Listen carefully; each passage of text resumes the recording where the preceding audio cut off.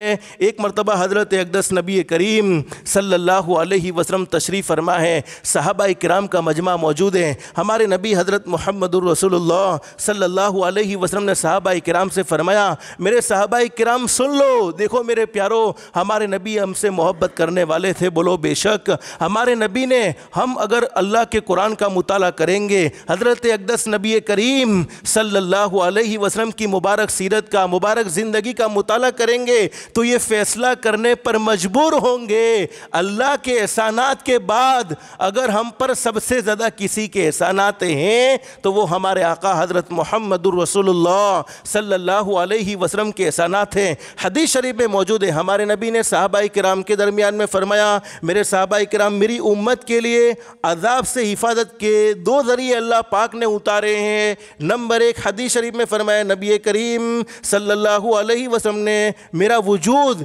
यानी अल्लाह पाक मेरी मौजूदगी में मेरी उम्मत को हलाक नहीं करेगा, मेरी मौजूदगी में मेरी उम्मत को तबाह बर्बाद नहीं करेगा, लेकिन दुनिया से तो हर एक को जाना है। हमारे नबी हज़रत मुहम्मदुर रसूलुल्लाह सल्लल्लाहु अलैहि वसल्लम ने दुनिया से पर्दा फरमाया, इन्नका मय्यितुन व इन्नहुम मय्यितून। दुनिया तो हर किसी को छोड़नी है, दुनिया से तो हर कोई जाएगा, आगा अपनी मौत से कोई बशर नहीं, सामा 100 बरस का है पल की खबर नहीं। ज़िंदगी ऐसी गफलत में गुजर रही है, दुनिया की तैयारी के लिए साल हर साल की तैयारी हमारे दिमाग में है। अरे 2022 के अंदर ये प्लान होगा, 2023 में ये प्लान होगा, 2024 में ये प्लान होगा, 2025 में ये प्लान होगा, लेकिन एक सेकंड के बाद क्या हो जाए किसी को नहीं मालूम। आगा अपनी मौत से कोई बशर नहीं, सामा 100 बरस का है पल की खबर नहीं। और एक ज़बरदस्त बात बयान फरमाइए, एक दिन मरना है आखिर मौतें,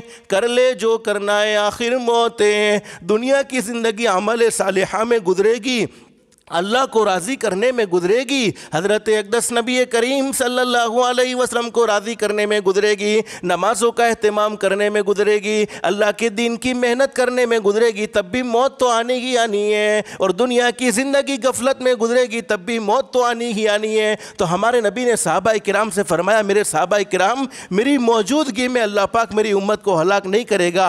लेकिन हमारे नबी ने गुज़श्ता महीना गुजर चुका रबीउल अव्वल के महीने में हमारे नबी ने दुनिया से पर्दा फरमाया। हमारे नबी हज़रत मुहम्मदुर रसूलुल्लाह सल्लल्लाहु अलैहि वसल्लम ने इरशाद फरमाया, जब मैं दुनिया से रुखसत हो जाऊंगा तो दूसरी चीज़ इस्तिग़फ़ार है, इस्तिग़फ़ार से मेरी उम्मत को अल्लाह पाक इस्तिग़फ़ार से हलाक नहीं करेगा। अगर वो गुनाहों से माफ़ी मांगती रहेगी तो अल्लाह पाक उनके लिए करम का मामला फरमाएगा, रहम का मामला फरमाएगा। और हमारे नबी ने फरमाया, जब मैं दुनिया से रुखसत हो जाऊंगा तो उनके लिए क़यामत तक के लिए इस्तिग़फ़ार छोड़ कर जा रहा हूँ। और मेरे प्यारो, हमारे नबी से बढ़कर कोई पाक होगा? बोलो, कोई पाक है हमारे नबी से बढ़कर? हमारे नबी जिनके सदक़े में अल्लाह ने पूरी कायनात को सजाया, जिनके सदक़े में अल्लाह ने पूरी कायनात को बनाया, हमारे नबी हज़रत मुहम्मदुर रसूलुल्लाह सल्लल्लाहु अलैहि वसल्लम का इरशाद आली है, फरमाया कि मैं हर दिन 100 मरतबा इस्तिग़फ़ार करता हूँ, यानी अल्लाह से माफ़ी मांगता हूँ। लेकिन मेरे प्यारो, याद रखना चाहिए, इस्तिग़फ़ार की तौफ़ीक तो अल्लाह पाक नेक बंदों को नसीब फरमाते हैं। अल्लाह से दिल से दुआ कर लो, अल्लाह हम सबको भी इस्तिग़फ़ार की तौफ़ीक नसीब फरमा दे, अल्लाह से माफ़ी मांगने वाला बना दे। और सहाबाए किराम की जमात बड़ी मुक़द्दस जमात है, बड़ी पाकीज़ा जमात है। इन जैसी जमात अब वो क़यामत तक नहीं आ सकती। लेकिन सहाबाए किराम का मामूल क्या था?